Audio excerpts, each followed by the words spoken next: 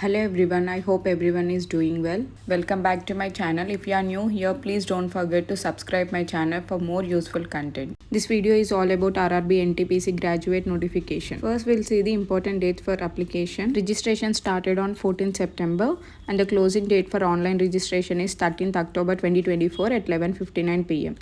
Date for fee payment after closing date is 14th to 15th October. Date for modification will be from 16th to 25th October. Next, we'll see the details of vacancies. Total number of vacancies are 8,113.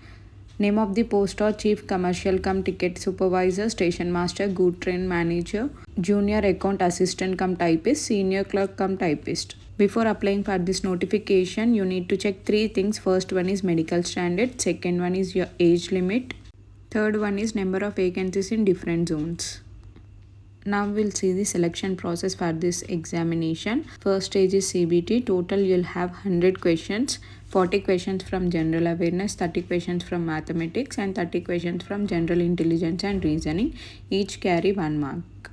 Total duration for CBT 1 will be 90 minutes. For PWBD candidates, the examination duration will be 120 minutes.